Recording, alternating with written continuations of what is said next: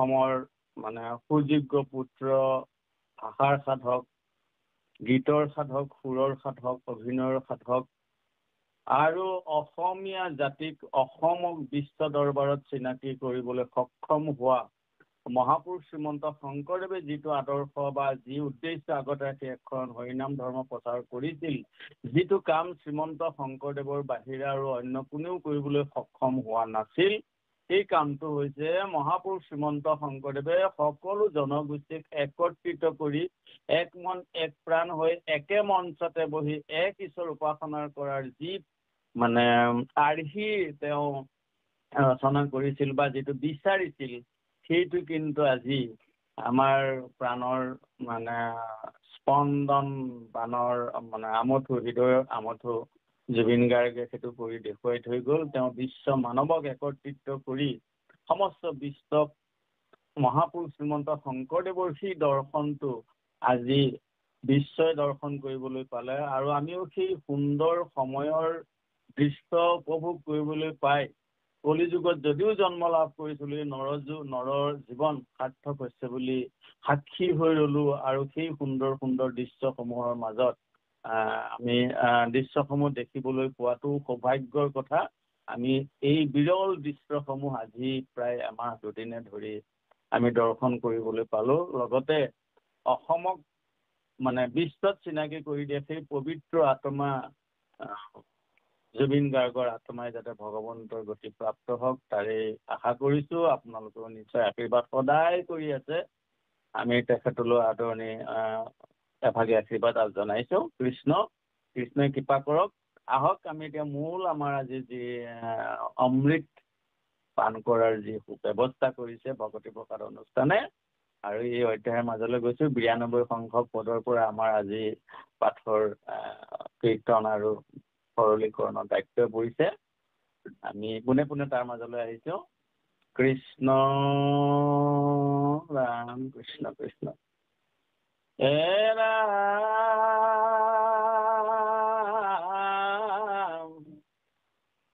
এতেকে শুনিও বাপ চৰণ ধৰো হৰি কথা বিনা মই কিয়নে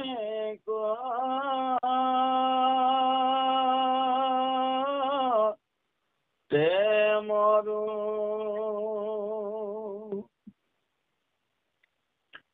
অসুতনি গদতি শুনি কাৰি কিশয় মহাবীৰ কত ৰাজা এই উত্তৰে তনয়। ভাগৱতত বৰ্ণিত গজেন্দ্ৰৰ এই চৰিত্ৰ কথাসমূহ পৰম অমৃতোপম, শুনিলে শুনি থাকিবলৈ মন যায়। শ্ৰোতব্য শ্ৰৱণাত্মক, শৰীৰৰ পেট নভৰে, শৰীৰৰ আশা পূৰ্ণ নহয়, কিন্তু আত্মাৰ আশা পূৰ্ণ হয়। আভ্যন্তৰীণ যি আমাৰ শক্তি, আত্মা মুখনৰ আত্মা উদ্ধাৰৰ কাৰণে ই অতি প্ৰয়োজনীয় কৃষ্ণ কথা। সেইকাৰণে উত্তৰানন্দন অৰ্থাৎ পৰীক্ষিতক সুকমুনিয়ে কৈছিলে, আৰু সেই কাহিনীটো এতিয়া 28,000 ঋষিৰ সন্মুখত, বেদত প্ৰধান ব্ৰাহ্মণৰ সন্মুখত, মানে পিছত প্ৰথমবাৰ গুৰুৱে সুকমুনিয়ে যেতিয়া কৈছিল সেই কামটো কৰিবলৈ, সুকমুনিয়ে আজ্ঞা পালন নকৰি যজ্ঞ কৰিলে। যজ্ঞ কৰাৰ পিছত তেখেতসকলে পুনৰ সুকমুনিক মাতি আনিছে, আনি মান্য কৰি সুতক পাতিলা সত্ৰ তথা সৌনক প্ৰমুখ্যে শুনে ভাগৱত কথা। এই ভাগৱত কথা শুনাৰ ক্ষেত্ৰত মহামুনি সুতে ঋষি সমস্তক কৈছে যে হৰি কথা বিনা মই ক্ষণেকতে মৰো। হৰি কথা নহলে ক্ষণেকতে। মোবাইল কোনোবা খুলি ৰাখিছে নেকি? যদি খুলি ৰাখিছে বন্ধ কৰকচোন, মিউট কৰক। কোনোবাই যদি খুলি ৰাখিছে যে হৰি কথা বিনে আমি বোলে ক্ষণেকতে মৰো। এইটো কম ডাঙৰ কথা কৈছেনে? আমি ভাবিবলৈ যদি ভাবিবলৈ যাওঁ, হয়তো উৰেটো জীৱন ভাবি থাকিলেও ইয়াৰ উত্তৰ উলিয়াব নোৱাৰিম। আমাৰ আশাবিলাক, আমাৰ মনৰ হেঁপাহবিলাক কেৱল বিনাশী বস্তুবিলাকত প্ৰতি ধাবিত হয়। অহৰ্নিশে মন প্ৰাণ চকুৰ দৃষ্টি কাণৰ মানে শ্ৰৱণ শক্তি অহৰ্নিশে আমাক বিষয়ৰ জঞ্জালৰ ফালে মানে বিষয়ী বস্তুবিলাকৰ ওপৰত বেছিকৈ নিবন্ধন কৰি ৰাখে। পৰম আত্মাক মানে যিটো ব্ৰহ্মাক মানে কৃষ্ণই নাৰায়ণে কৈছিল যে অবস্তুক দেখাৱে বস্তুক আৱৰি এহিকে মোহৰ মায়া জানা নিষ্ট কৰি। অবস্তুতে আমি বস্তু জ্ঞান কৰি অৰ্থাৎ চৰাচৰ যিমান দেখিছো সকলোখিনি অবস্তু, এই অবস্তুতে আচলতে আমাৰ জ্ঞানটো বস্তু যেন লাগে। আৰু সেই অবস্তুকেই বস্তু বুলি ভাবি আমাৰ উৰেটো জীৱন, সেইবিলাকত লাগি থাকোঁতেনেই আত্মাৰ মুখখনৰ কথাটো আমি পাহৰি থাকোঁ। আৰু এনেকৈ থাকোঁতেনে আমাৰ আয়ুসকালটো শেষ হয়। শেষ হোৱাৰ পিছত আমাৰ মৃত্যু হয়। আমি আকৌ নৰকলৈ যাওঁ, নৰকৰ পৰা পুনৰ আকৌ জন্ম গ্ৰহণ কৰোঁ এই সংসাৰত। এইদৰে আমাৰ মানে আত্মাৰ জন্ম মৃত্যু চক্ৰত আমি ঘূৰি ফুৰোঁ। সেইকাৰণে মুখনতে এই কথাটো কোৱা হৈছে যে পিতৃ মাতৃ ভাতৃ ভাজাৰ সংযোগে কতোহো মিলে সন্তোষ, তাহাৰ বিয়োগে কতো শতুকে কান্দো কতো পায়া অসন্তোষ, জলযন্ত্ৰ চক্ৰে জৰিবদ্ধ হৈ খণ্ড ঘট যেত যেন মত, কতো ঊৰ্ধ্বগতি কতো অৰ্ধ যায় কতো থাকো মধ্যত। এইদৰে আমাৰ জীৱন চক্ৰত মানে জন্ম মৃত্যুৰ চক্ৰত আমি ঘূৰি ফুৰিবলগীয়া হয়, কিন্তু মুখ্য প্ৰাপ্তিটো কেতিয়াও নহয়। সেইকাৰণে ইয়াত এই কথাখিনি কোৱা হৈছে যে পুত নিগদতি শুনি উকৰিষি ছয়, মহাবীৰকত ৰজা উত্তৰাত নয়। মহাবীৰকত ৰজা পৰীক্ষিতে সমস্ত ত্যাগ কৰি, মাত্ৰ যিহেতু 7 দিন সময় আছিলে, তেওঁ সমস্তখিনি ত্যাগ কৰি গুৰুৰ বাক্য মানি তেওঁ কৃষ্ণ কথা শ্ৰৱণ কৰাত লাগিলে আৰু 7 দিনৰ পিছতে তেওঁ মুক্তি পাইছে। সেয়েহে সমস্ত জগতবাসীলৈ, সমস্ত লোকলৈ এই আৰ্হিটো বা এই দৰ্শনটো বা এই বাৰ্তাটো মানে ভাগৱতৰ মাধ্যমেৰে আমাৰ মাজলৈ দিছে। আমি তাক মানে অনুসৰণ কৰাটো আমাৰ অৱশ্যম্ভাৱী মানৱ জীৱনৰ আটাইতকৈ মূল্যৱান কৰ্তব্য। এই মতে কৃষ্ণ কথা কৰিলা প্ৰাৰ্থনা, শুনি আনন্দিত হৈলা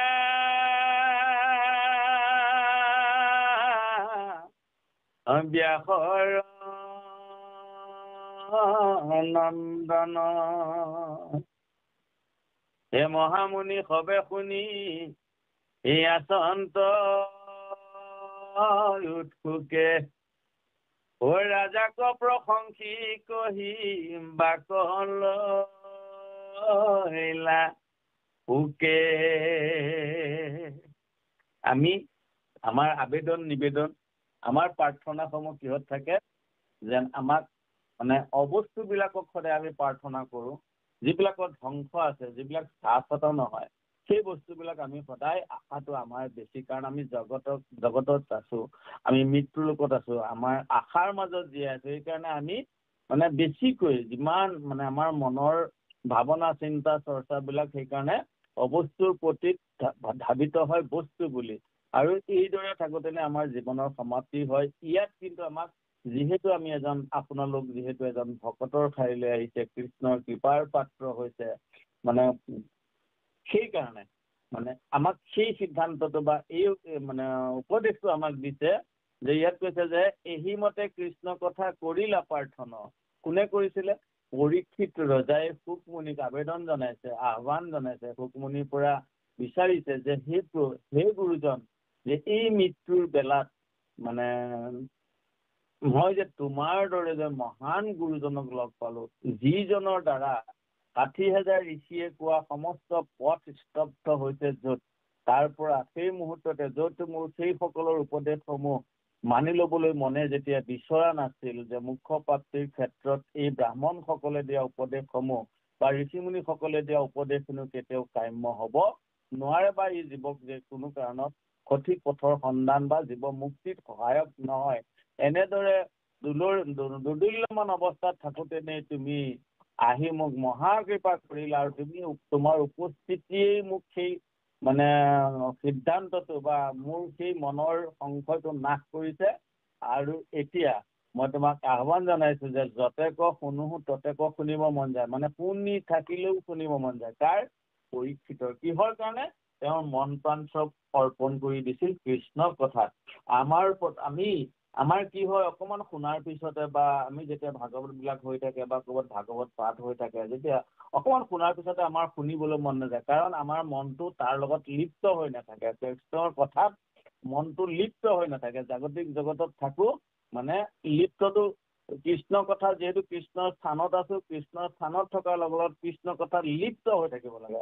কিন্তু আমি কৃষ্ণৰ স্থানত থাকিও আমাৰ মনটো কি হয়, কৃষ্ণৰ কথাত লিপ্ত হৈ নাথাকি জাগতিক মানে সাংসাৰিক বস্তুৰ প্ৰতি, সাংসাৰিক ধৰ্মৰ প্ৰতি বা সংসাৰৰ চিন্তা চৰ্চাবিলাকৰ লগত কৃষ্ণৰ স্থানত থাকিলেও মনটো কিন্তু কৃষ্ণৰ লগত লিপ্ত হৈ নাথাকি অলিপ্ত হৈ থাকে। বাকী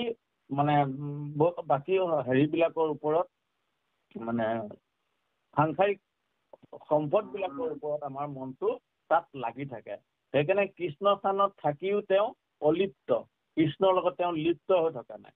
আৰু এনে কিছু লোক আছে, এনে কিছু মানে সাধু সন্ত আছে, যিয়ে সংসাৰৰ মাজতে থাকে, সংসাৰিক মানে জ্বালা কলাৰ মাজত থাকিলেও মনটো অহৰ্নিশে কৃষ্ণৰ চৰণত লিপ্ত হৈ থাকে। আমি যিহেতু সাংসাৰিক প্ৰাণী, সাংসাৰিক ধৰ্ম আমি পালন কৰিবই লাগিব, কিন্তু তাৰ মাজতো এটা কথা আমি সদায় মনত ৰাখিব লাগিব যে আমি য'তেই যিমান যি কৰি নাথাকো কিয়, যাতে মোৰ কায় বাক্য মন অহৰ্নিশে যাতে কৃষ্ণৰ চৰণত লাগি থাকে। হে কৃষ্ণ পুত্ৰ পত্নী সংগ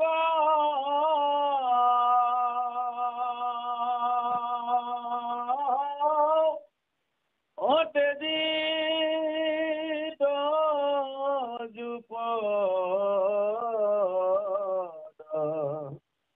অচিন্তিত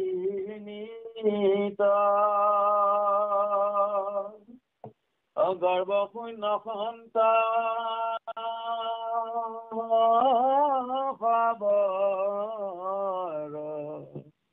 আশ্ৰমে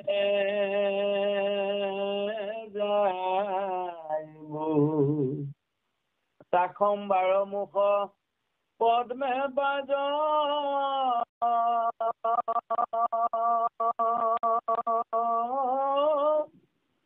হইবে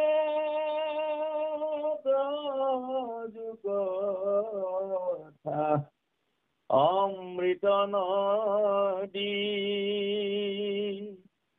ও তাতে মগ্ন হয়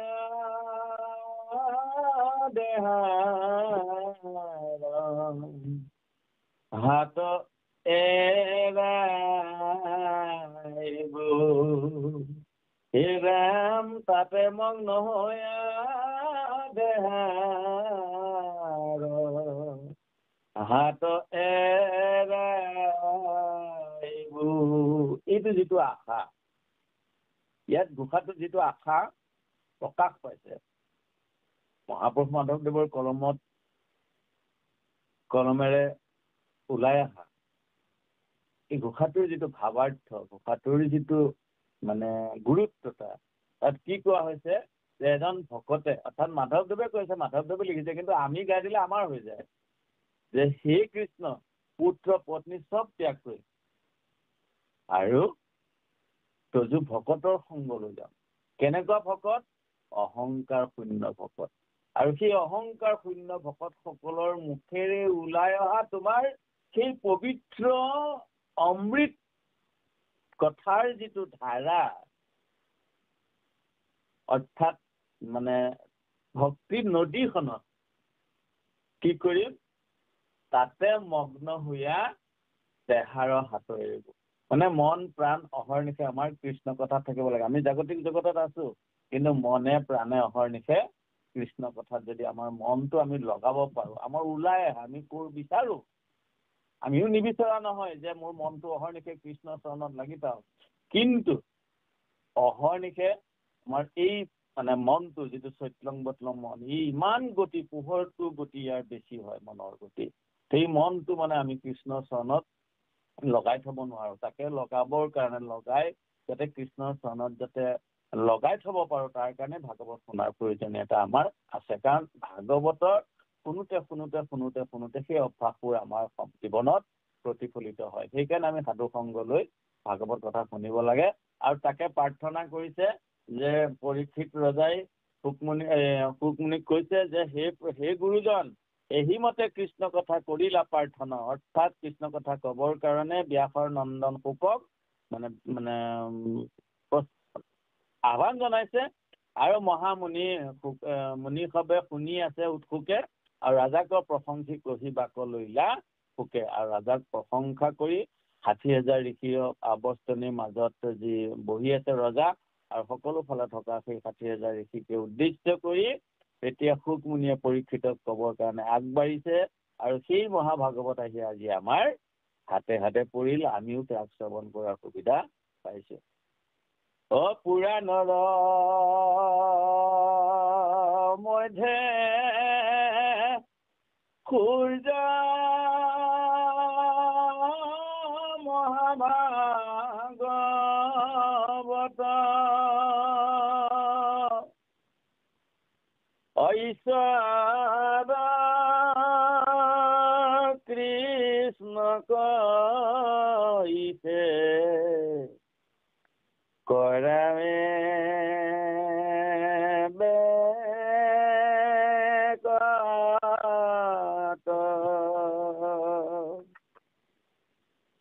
ইহাৰ প্ৰথম অধ্যায় মানে যায় শুনা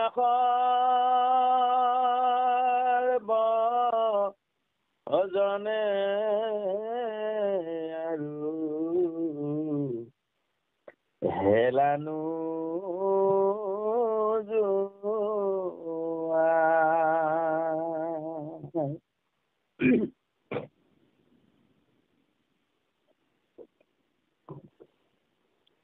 পুৰাণৰ সূৰ্য শুকমুনিয়ে তেতিয়া পৰীক্ষিতকে আগ কৰি ৬০,০০০ ঋষিৰ সন্মুখত কৈছে যে সমস্ত পুৰাণৰ ভিতৰত সূৰ্য স্বৰূপ শ্ৰীমদ ভাগৱত এই শাস্ত্ৰখন, আৰু এই শাস্ত্ৰখনত কেৱল একমাত্ৰ ঈশ্বৰ কৃষ্ণকে প্ৰকাশ কৰা হৈছে, দৰ্শন কৰা হৈছে। আৰু মই দেখা নাই মোৰ হাতত লৈ থাকে,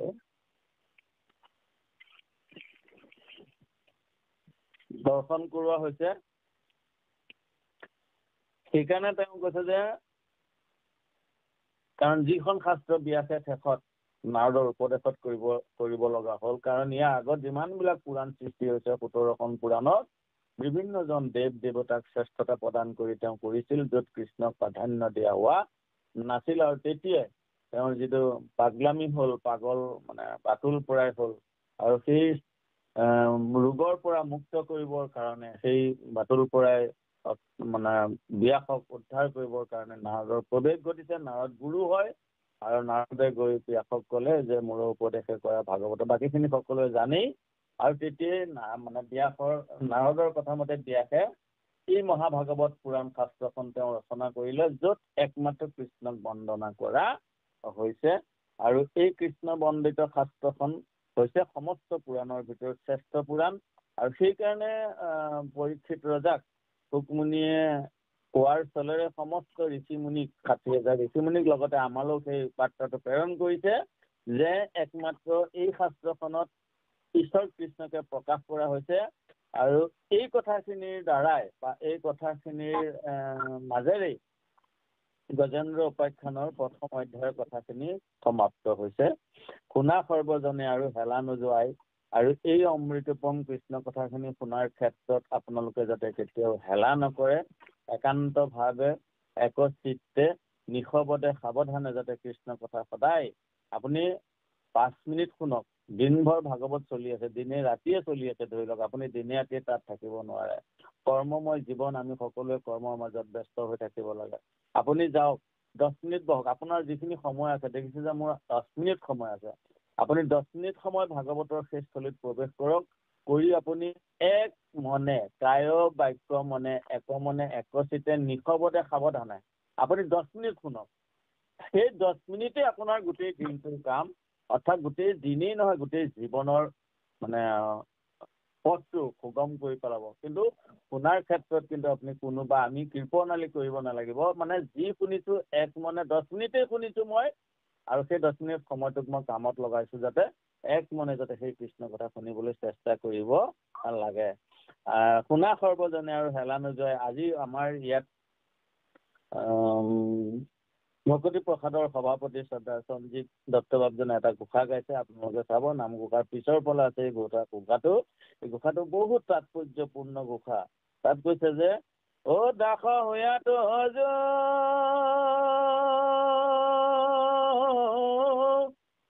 সেৱা নকৰিলো, হৰি হৰি হৰি হৰিয়ে ইটো ঘূৰয় পৰাধৰ চিকিৎসা নাই। যে দাস অৰ্থাৎ কৃষ্ণৰ চৰণত সমস্ত সত্তা ত্যাগ কৰি তেওঁৰ চৰণত চাইলেণ্ডাৰ মানে কৰাটো, মানে বিক্ৰী যোৱাটো, তেওঁৰ অধীনলৈ যোৱাটো হৈছে আমাৰ জীৱনৰ আচলতে, আমাৰ জীৱনৰ বুলি নহয়, মানৱ জীৱনৰ আচলতে লক্ষ্য। সেইটোৱে বান্ধি দিছিলে তাত।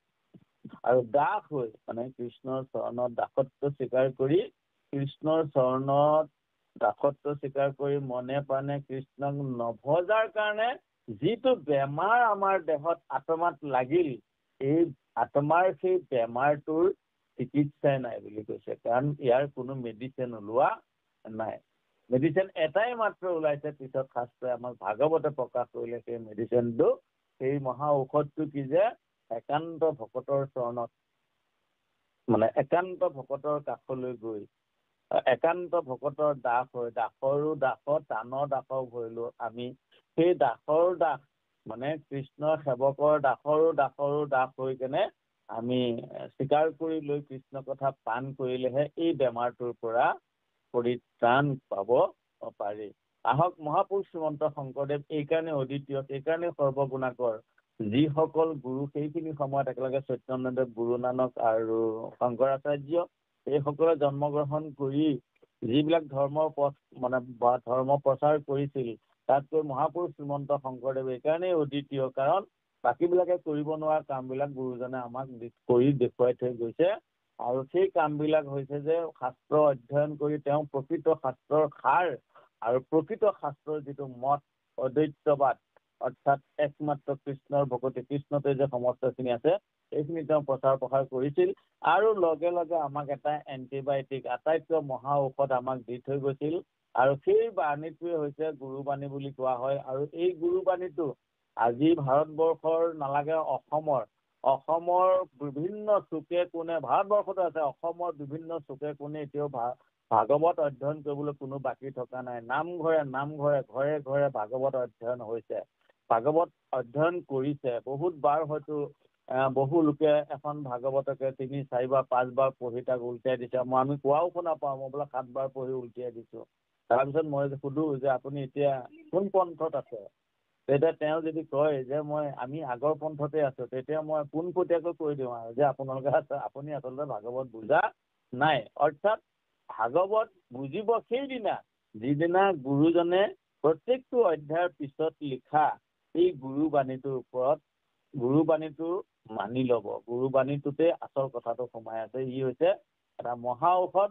আৰু গুৰুবাণীটো যেতিয়ালৈকে নামানে তেতিয়ালৈকে ভাগৱত যে বুজিছে এই কথা কেতিয়াও আমি মানি ল'ব নোৱাৰো। আহক এতিয়া গুৰুবাণীটোতনো কি কৈছে মহাপুৰুষ গুৰুজনাই, তাকে এবাৰ শুনো। নমো প্ৰভু ভকতৰ জনাব, নমো প্ৰভু ভকত জনৰ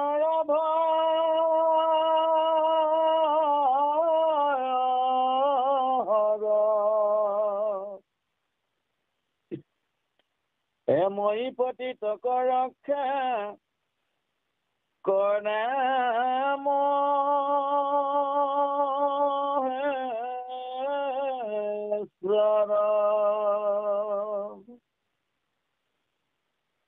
ইটো ঘূৰ সংসাৰত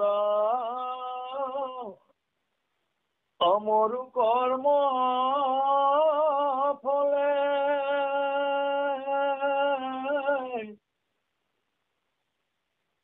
যাৱে ভ্ৰম তোমাৰ মায়াৰ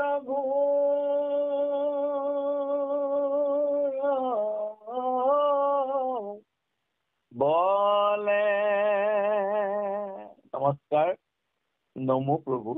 মই তোমাৰ চৰণত নমস্কাৰ জনাইছো আৰু ভকতজনৰ ভয় নাশ কৰোতা, মানে ভয় নাশ কৰোতা, অভয় প্ৰদান কৰোতা, অভয় প্ৰদান কৰোতা সেই ঈশ্বৰ, মই পতিতক ৰক্ষা কৰা, মোৰ দৰে পতিত উল্কাপিণ্ডৰ দৰে খহি পৰা এটা পপিয়াতৰ দৰে খহি পৰা এটা মানে আত্মা, মানে যিমান মানে শেষ যিটো পৰ্যায়, যিটো মোৰ তিনি লোকত থকা পাপীৰ ভিতৰত যিটো শেষ পাপী, তেনেকুৱা এটা অৱস্থাত মই আছো আৰু তুমি মোক ৰক্ষা কৰা হে মহেশ্বৰ মহা ঈশ্বৰজন। তুমি এই ঘোৰ কলিকাত ঘোৰ সংসাৰত মৰু কৰ্ম ফলে, ঘোৰ সংসাৰ কেনেকুৱা বা দুৰ্ঘোৰ সংসাৰ কেনেকুৱা। ঘোৰ বুলি কিয় কোৱা হয়? ঘোৰ বুলি এইকাৰণে কোৱা হয় যাক ঘূৰি ঘূৰি ঘূৰিও অন্ত কৰিব নোৱাৰে, সেইকাৰণে কোৱা হয় দুৰ্ঘোৰ। যেনেকৈ আমি আগৰ দিনত আজিকালি ট্ৰেক্টৰ আগতে যেতিয়া আমি ধান মাৰোঁ, ধান মৰাৰ সময়ত আমাৰ অসমীয়া মানুহৰ বা সকলোৰে এটাই ব্যৱস্থা আছিলে খেতিয়কসকলৰ, যে ধান চোতালত পেলাই ঘৰে ঘৰে ধান পেলাই দি গৰু জুতি দিয়া হয়। গৰু জুতি দি গৰুৰ পিছত এজন গৰখীয়া থাকিব আৰু তেওঁৰ মুখত এটাই শব্দ থাকিব, হাতত এটা লেচাৰী থাকিব, মুখত এটাই শব্দ, ঘূৰ ঘূৰ, খালি ঘূৰ। আৰু গৰু ঘূৰিব তেতিয়ালৈকে ঘূৰিব যেতিয়ালৈকে ধান খেৰৰ পৰা বিচ্ছিন্ন হৈ নাযায়, আলগ হৈ নাযায়, আঁতৰি নাযায়, খণ্ড হৈ নাযায়, তেতিয়ালৈকে গৰু ঘূৰি থাকিব। আৰু গৰু আমি ঘূৰাই থাকিম, গৰুৰ লগতে আমিও ঘূৰি থাকিলো। আৰু গৰুৰ লগত চাব আপুনি, যেতিয়া গৰু ঘূৰাই আছে না, ঘূৰ ঘূৰ ঘূৰ কৰি তাৰমানে ঘূৰিয়েই থাক, কেতিয়ালৈকে ঘূৰি থাক যেতিয়ালৈকে ধান মাৰি শেষ নহ'ব। আৰু এনেদৰে ঘূৰি থাকোঁতে কি হয় জানেনে? আমি লগাই নিদিয়াকৈ, কৰি নিদিয়াকৈ যিটো ঘাই গৰু থাকিব, ঘাই গৰুটোৰ বাওঁফালে বাওঁ ভৰিখন, পিছৰ ভৰিখনত, বাওঁফালে পিছৰ ভৰিখনত আপুনি দেখিব আপুনি এডাল জৰি সৃষ্টি হৈ যায়। যিডাল জৰি আপুনিও বনাই দিয়ে নাই, গৰুটোও নিজে বনাই লোৱা নাই, সি ঘূৰি থাকোঁতে সেই জৰিডাল সৃষ্টি হৈ যায়। মানে আপুনি বাওঁ গৰুটো, যিটো ঘাই গৰুটোৰ বাওঁফালে পিছৰ ঠেংখনত আপুনি এডাল জৰিৰ সৃষ্টি হৈ যায়। কিহৰ কাৰণে? সেই জৰিডাল কিহৰ কাৰণে সৃষ্টি হৈ গ'ল? আপুনি সৃষ্টি হৈছে, গৰখীয়াজনেও কৰি দিয়া নাই বা অন্য কোনো লগাই দিয়া নাই, আপুনি সৃষ্টি হৈ গৈছে। ঠিক তেনেকৈ জন্ম মৃত্যুৰ চক্ৰত যেতিয়া আমি ঘূৰি ফুৰোঁ না, এই ঘূৰি ফুৰোঁতে এই মায়াৰ জৰিডালে আমাক, সংসাৰ চক্ৰৰ গুণৰ জৰিডালে আমাক বান্ধি পেলায়। আৰু সেই বান্ধি পেলোৱাৰ কাৰণে ইটো ঘূৰ সংসাৰত মৰু কৰ্ম ফলে, আৰু কৰ্মৰ ফল অৰ্থাৎ আমি যি কৰ্ম কৰিম তাৰে ফল ভোগ কৰিব লাগিব। আৰু সেই কৰ্মৰ ফল ভোগ কৰিবৰ কাৰণে দুৰ্ঘোৰ সংসাৰলৈ আমি জৰিডালৰ পৰা যেতিয়ালৈকে মুক্ত হৈ নাযাওঁ, যেতিয়ালৈকে আপুনি সেই গৰুটোৰ ঠেংখনৰ পৰা যেতিয়ালৈকে আপুনি সেই খেৰৰ জৰিডাল যেতিয়ালৈকে এৰুৱাই নিদিব, তেতিয়ালৈকে গৰুটোৱে নিজে খুলি কেতিয়াও যাব নোৱাৰে। ঠিক তেনেকৈ সংসাৰ চক্ৰত পৰিভ্ৰমণ কৰোঁতেনে কৰ্মৰ ফল ভোগ কৰিবৰ কাৰণে আমি সংসাৰলৈ অহা যোৱা কৰি থাকিব লাগে। আৰু যেতিয়ালৈকে ঈশ্বৰে আমাক সেই বান্ধটো খুলি দি দিব, তেতিয়ালৈকে আমি এই সংসাৰ চক্ৰৰ পৰা ওলাই যাব নোৱাৰোঁ। সেইকাৰণে কৈছে যে ইটো ঘূৰ সংসাৰত মৰু কৰ্ম ফলে, যাৱে ভ্ৰমো তোমাৰ মায়াৰ ঘূৰ বলে। যেতিয়ালৈকে আমি ঘূৰি ফুৰোঁ তেতিয়ালৈকে কি কৰে বোলে? প্ৰভু ভগৱন্তৰ মায়ে আমাক বান্ধি ৰাখে। সেই মায়াৰ বন্ধনৰ পৰা আমি মুক্ত হ'বলৈ হ'লে আমি কি কৰিব লাগিব? তাৰ উল্টা পাকে ঘূৰিব লাগিব। উল্টা পাকে ঘূৰা মানে সংসাৰ জগতত জাগতিক মানুহবিলাকে, জাগতিক মানে যিটো মানৱ জাতিত যে যি পথেৰে গতি কৰিছে, মানৱ জাতিৰ আটাইতকৈ গতিৰ পথটো বহল কোনটো পথ? মানে মাইক বাটটো, ভোগ বাটটো। এই ভোগ বাটটোত গতি কৰিছে।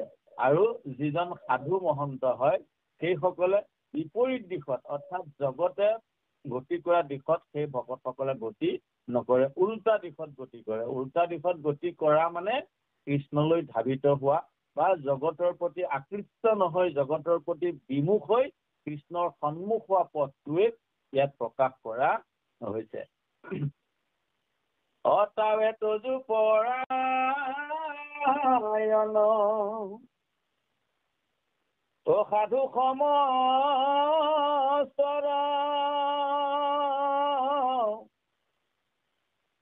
অমিলোক প্ৰসংগ প্ৰভু দিও এহি বৰ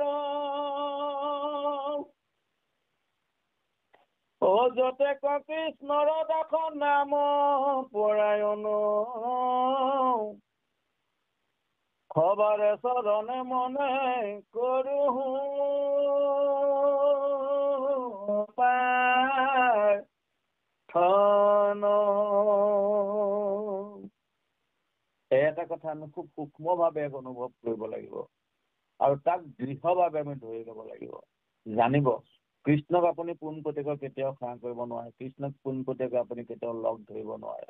কৃষ্ণক পাবলৈ হ'লে এটা পথ আছে আৰু সেই পথটো প্ৰত্যেক ভাগৱতৰ অধ্যায় সাধুসকলৰ মুখত প্ৰকাশ কৰিছে আৰু আমি তাৰে এটা পথ দৈত্যপুত্ৰ প্ৰহ্লাদৰ সংলাপ প্ৰহ্লাদৰ মুখত প্ৰকাশ পাইছে। দৈত্য শিশুবিলাকক সেই উপদেশটো তেওঁ দিছিল যে দুৰাচাৰ মনমূৰ ৰাম হৰি বোল মন ৰাম হৰি বোল।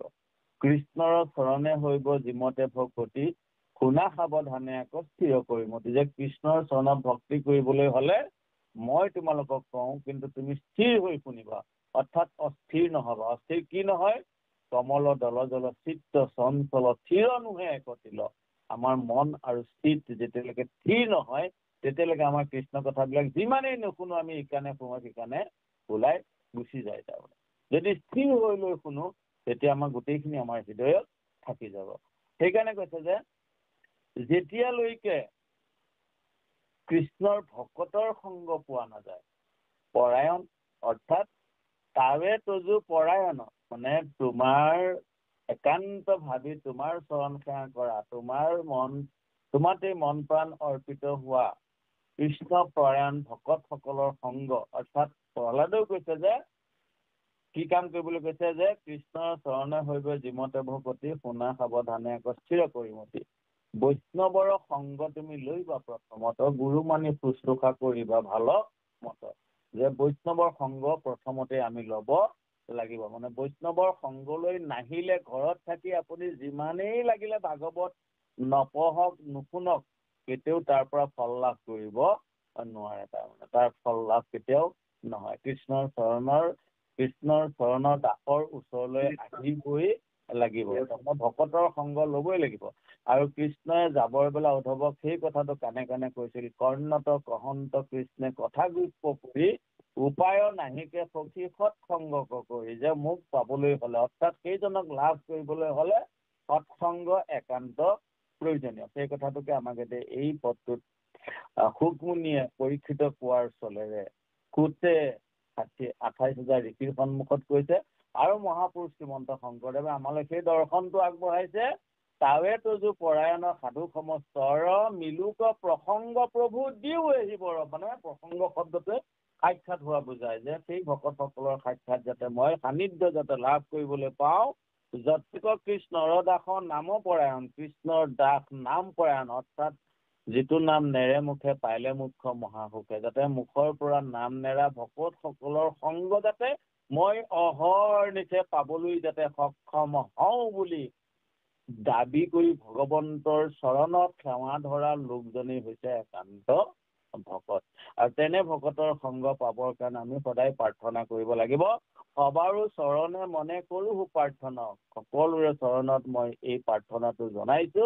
আজি যেনেকৈ আপোনাসকলক যদিও আপোনালোকে মোবাইল সংযোগিত হৈ ঘৰে ঘৰে বহি আছে, ঘৰে ঘৰে আসন পাতি বহি আছে, প্ৰত্যেকৰ ঘৰত আপোনালোকৰ নিজৰ নিজৰ ঘৰত মানে ডিব্ৰুগড়, যোৰহাট, শিৱসাগৰ, নাজিৰা, কামৰূপ, য'ত গোটেই অসমৰ বিভিন্ন জিলাসমূহ অৰ্থাৎ ভাৰতবৰ্ষৰ বিভিন্ন জিলা সকলোবিলাক আপোনালোকৰ ঘৰত বহি আছে।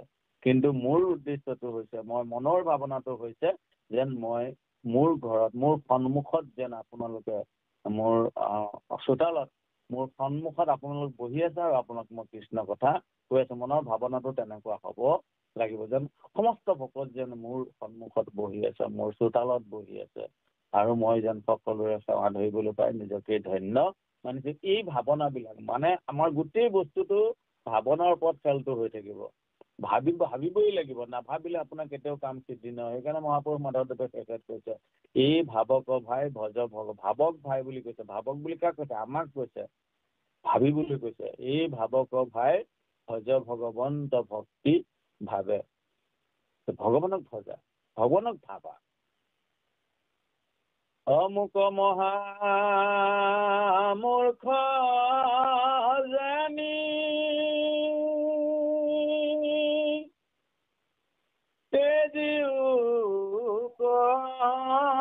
দুখ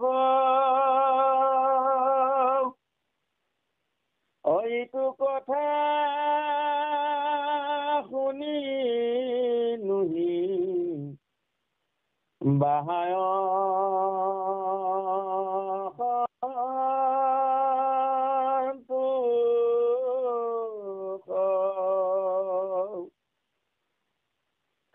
কিন্তু কৃপা কৰি মোক দেউক বুজাই, ই অসন্তোষ কৰিলে কিঞ্চিতো ফল নাই। এটা ধুনীয়া শব্দ ব্যৱহাৰ কৰিছে, গুৰুজনাৰ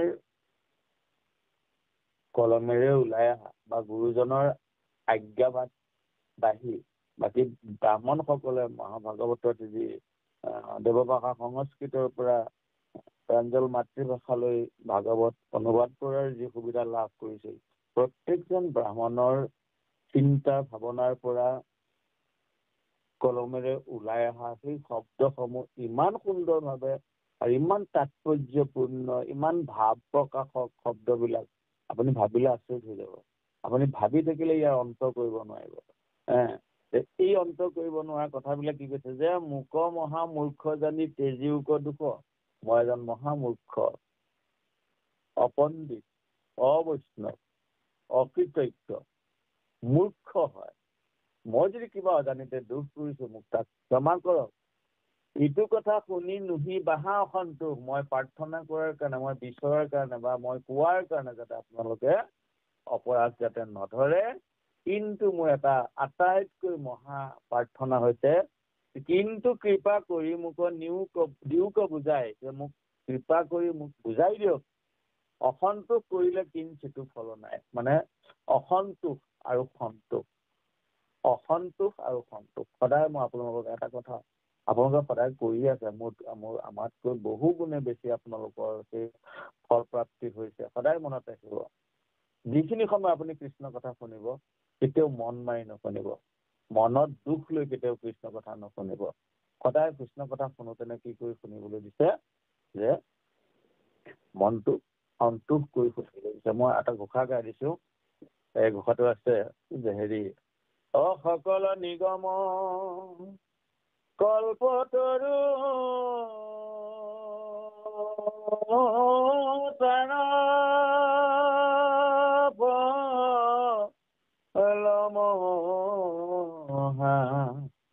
ভাগৱত শুকমুখে আহি ভূমিত ভৈলা বিদিত। সকলো নিগম শাস্ত্ৰৰ ফল হৈছে মহাভাগৱত, আৰু শুকৰ মুখে আহি মহাভাগৱত পৃথিৱীত প্ৰকাশ হ'ল। কিন্তু মোৰ এটা অনুৰোধ থাকিব, যাতে এই অনুৰোধটো যাতে আপোনালোকে পালন কৰে। সেই অনুৰোধটো কি হৈছে, সেই অনুৰোধটো কি বুলি কোৱা হৈছে, যে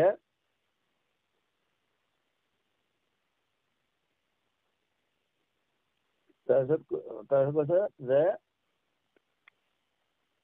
সকলো নিগম কল্পতো তাৰ ফল মহাভাগৱত শুকমুখ ভূমিত ভৈলা বিদিত ৰসত চতুৰ যিটো জন কৃষ্ণ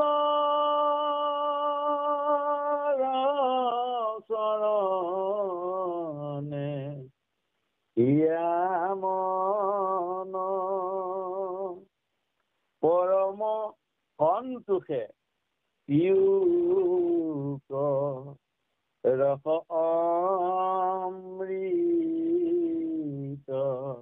পৰম অসন্তোষে ৰসত চতুৰ যিজন, যিয়ে ৰস সাধন কৰাত পাকৈত, সেইজনেহে বুজি পায় আচলতে ক'ত কি ৰস, কোনটো ৰসৰ কিমান মিঠা আছে। এই ৰস চেকাত আটাইতকৈ পাৰ্গত যিজন, তেওঁক কোৱা হৈছে যে পৰম। ইয়াত শব্দটো ব্যৱহাৰ কৰা হৈছে, ইয়াত ব্যৱহাৰ কৰিছে অসন্তোষ, আৰু সেই ঘোষাটোত ব্যৱহাৰ কৰিছে সন্তোষ। মানে অৰ্থাৎ কৃষ্ণ কথা শুনাৰ ক্ষেত্ৰত সদায় সন্তোষ মনেৰে শুনিব লাগে, অসন্তোষিত মনেৰে কৃষ্ণ কথা শুনিব নালাগে। কাৰণ বোলে আমি আৰু সদায়নো অহৰ্নিশেনো সন্তোষিত হৈতো থাকিব নোৱাৰো। মানুহ সদায় অসন্তোষতেই হৈ থাকে। তথাপিতো মনটোক মানে ইমান এটা আপডেট কৰি ল'ব লাগে, যে মনটোক এটা ইমান আগবঢ়াই লৈ আহিব লাগে, যেনে কৃষ্ণ কথা শুনাৰ সময়কণত মানে যাতে মনটো যাতে সন্তোষ হৈ থাকে, যেন কি পালো কি নাপালো, সংসাৰ কি, জীৱ, এইবিলাক চব চিন্তা ভাৱনাৰ পৰা ওপৰত থাকিব লাগিব। যেনেকৈ যেন মধ্য মাতুৱালে প্ৰতিৰ বস্ত্ৰক যেন আছে নাই একো নাজানো। যেনেকৈ মদৰ নিচা লগা এজন ব্যক্তিয়ে গাত ওপৰত কি পিন্ধি আছে যেনেকৈ তাক ঠাৱৰ কৰিব নোৱাৰে, ঠিক তেনেকৈ কৃষ্ণ গাহে ধৰা, অৰ্থাৎ কৃষ্ণ কথাৰ ৰাগত পৰা লোকসকলে যে শৰীৰৰ লগত মনৰ বিচ্ছিন্নতা ঘটাই কৃষ্ণৰ লগত সংযোজিত কৰাৰ যিটো মানে প্ৰচেষ্টা বা পথ, সেইটোক মানে থিৰাং কৰি ল'ব নালাগে। কৃষ্ণ কৃপা কৰি মোক দিও কবুজাই, কিন্তু কৃপা কৰি মোক দিও কবুজাই, অসন্তোষে কৰিলে কিঞ্চিতো ফল নাই। অসন্তোষ মনেৰে শুনিলে আচলতে তাৰ পৰা ফল লাভ কৰিব নোৱাৰে। সেইকাৰণে মই এটা প্ৰাৰ্থনা থাকিব, ময়ো আপোনালোকৰ লগতে আপোনালোকৰ এজন সেৱক হিচাপে ময়ো সদায় চেষ্টা কৰোঁ যাতে কৃষ্ণ কথা শুনাৰ সময়ত যাতে মনটো প্ৰফুল্ল কৰি ৰাখিব, আনন্দিত কৰি ৰাখিবৰ কাৰণে সদায় চেষ্টা কৰোঁ। সভাসদ লোক মোক কিছু কৃপা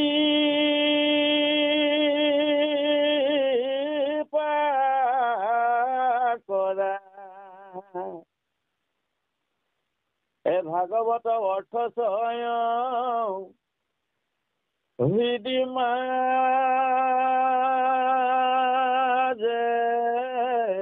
ধৰা,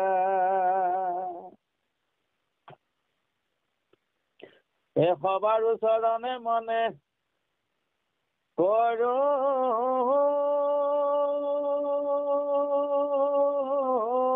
প্ৰণাম,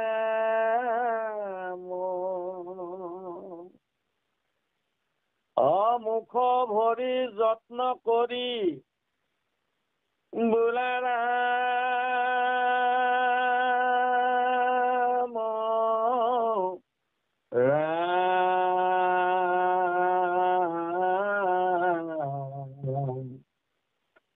হৰে ৰাম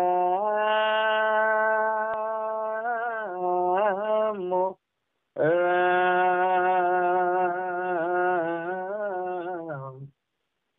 হৰে ৰাম ৰাম ৰাম। সভাসদৰ লোক মোক কিছু কৃপা কৰা। সেই সভাসদসকল, এই সাধুসকল আজি এই মুহূৰ্তত 2025 চনৰ অক্টোবৰ মাহৰ আজি 22 তাৰিখ, আজি 21, দেওবাৰে 19, কালি 20, আজি 21 তাৰিখে এই 21 তাৰিখত পুৱাতেই ভাৰতবৰ্ষৰ, অসমৰ লগতে ভাৰতবৰ্ষৰ বিভিন্ন স্থানৰ পৰা অধীৰ আগ্ৰহে যিসকলে কাণত মোবাইলটো লৈ কৃষ্ণ কথা শ্ৰৱণ কৰি আছে, সেই সাধুসকল, সেই সন্তসকল, এই ভগৱন্তৰ একান্ত সেৱক দৈৱকী নন্দনদেৱ কৃষ্ণৰ একান্ত সেৱক নৰপীৰ নাৰায়ণ সাধু সন্তসকল, মোক আপোনালোকে একমাত্ৰ এইটো কৃপা কৰক, ধন দিব নালাগে, কোনো একো দিব নালাগে, খালি হৃদয়ৰ পৰা অন্তঃকৰণেৰে এভাগী আশীৰ্বাদ কৰক, যাতে ভগৱন্ত কৃষ্ণৰ কৃপাৰ পাত্ৰ হওঁ আৰু গুৰুজনাৰ গীত বাদ্য নৃত্য আৰু ধৰ্মৰ উপদেশসমূহ যাতে শুদ্ধ ভাৱেৰে যাতে আগবঢ়াই লৈ যাব পাৰোঁ, মানৱৰ যাতে কল্যাণ সাধনত কিছু মাত্ৰ আমিতো আৰু মানে ক্ষুদ্ৰ প্ৰাণী হয়। আজি ভাৰতবৰ্ষৰ লগতে পৃথিৱীয়ে বন্দনা কৰিছে জুবিন গাৰ্গক ভগৱান বুলি আখ্যা দিছে। আৰু ভগৱান বুলি আখ্যা দিছে এইকাৰণে দিছে কাৰণ আমি জয় দিওঁ কৃষ্ণক, গুৰুজনক জয় দিওঁ। জয় ৰাম জয় নাৰায়ণ জয় জয় কৃষ্ণ কৃপাময় মহেশ্বৰ, আমি জয় দিওঁ, ঈশ্বৰক দিওঁ। কিন্তু আজি সমস্ত জগতে ভাৰতবৰ্ষৰ পৃথিৱীৰ 195খন দেশৰ ভিতৰত প্ৰায় 140খন দেশে জুবিনক বিচাৰিছে। জুবিনৰ কথাসমূহ গীতসমূহৰ মাজতনো কি সত্তা সোমাই আছিল, মানৱ সেৱা কেনেকৈ কৰে, তাৰ সুন্দৰ দৰ্শন তেওঁ প্ৰতিফলিত কৰি থৈ গ'ল, কৰ্মৰ দ্বাৰা দেখুৱাই থৈ গ'ল, যাৰ কাৰণে সকলোৱে আজি জুবিনৰ সেই আত্মাক জয় দিছে আৰু আমি জয় দিওঁ ঈশ্বৰক। আৰু সেই আত্মাক জয় দিব পৰা ভগৱান বুলি মানি লৈছে সকলোৱে, যে ভগৱান লগতে আছিলে, আমি চিনি নাপালো। আৰু হয়তো ভগৱানে সেইটোৱে বিচাৰিছিলে আৰু আমাৰ মাজৰ পৰা লৈ গ'ল। আৰু ভগৱানে সেইটো দিছেও আমাক, সেইটো মানে তাৰ আত্মাক সেই সময়টো দিছে যে আমি যদি যিমানেই চিঞৰি নাথাকো কিয়, আমি তেওঁ থকাহেঁতেন আৰু বহুত পালোহেঁতেন, বহুত কৰিলেহেঁতেন, এইবিলাক মিছা কথা। কাৰণ ভগৱানে তাক এটা চাৰ্কুল দিছে, ভগৱানে